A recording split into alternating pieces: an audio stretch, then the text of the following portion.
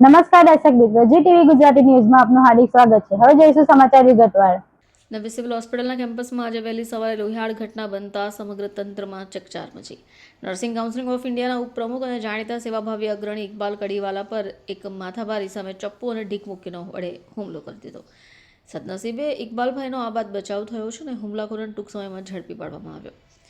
જોકે ખટોદરા પોલીસ પાસેથી મળતી માહિતી મુજબ નર્સિંગ કાઉન્સિલના ઉપપ્રમુખ ઇકબાલ કડીવાલાને આજે કોઈ અગત્યના કામકાજ અર્થે અમદાવાદ જવાનું હોય તેઓ વહેલી સવારે 5 વાગ્યાની આસપાસ કાર લઈ નવી સિવિલ હોસ્પિટલના મુખ્ય ગેટ પાસે કેન્ટીન નજીક ઊભા હતા।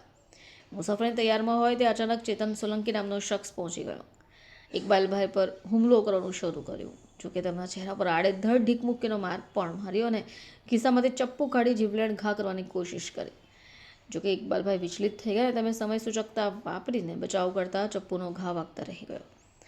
બાદમાં આ ચેતન સોલંકી ત્યાંથી ભાગી છૂટ્યો। આસપાસના લોકો, હોસ્પિટલના સ્ટાફ તાત્કાલિક એકત્રિત થઈ ગયા। જોકે જાણવા મળ્યું છે કે આ ચેતન સોલંકી અગાઉ નવી સિવિલ હોસ્પિટલમાં જ કોન્ટ્રાક્ટ બેઝ ઉપર ડ્રાઈવર તરીકે ફરજ બજાવતો હતો। જોકે અનેકવાર તે વિવાદમાં રહેતો હોવાથી ડ્રાઈવરની નોકરીમાંથી કાઢી મૂકવામાં આવ્યો। ચેતન સોલંકી નામનો ભૂતકાળમાં એના મમ્મી પણ સિવિલમાં હતા, એની સાસુ પણ સિવિલમાંથી એનો ઘરેલું ઝઘડો હતો, એની વાઈફને મારતો ને બધું કરતો હતો।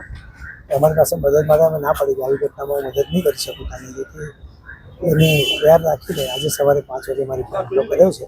ગાડીને કાચ તોડી નાખ્યા છે અને પૈસા પણ અને બેગ પણ એને લઈ ગયો હતો। કઈ રીતે ફરિયાદ કરવામાં આવી છે, શું ઉલ્લેખ છે અને કેટલા લોકો? પોલીસે તાત્કાલિક પીસીઆરમાં બોલાવી થોડા તોફાન વધારે મચાવ્યું હતું। પોલીસ આવતા તેને મજૂરા કેટથી પકડી ગયા। કેટલા લોકો હતા હુમલો એ કર્યો? પોતે એકલો જ હતો અને પોલીસે પકડતા પોલીસમાં પણ બેકાબુ થયો હતો, પરંતુ પોલીસ એને પકડી ગઈ। પાછો પોલીસના જવાનો આવી ગયા અને પીસીઆરમાં એને ખટોદરા લઈ ગયા હતા।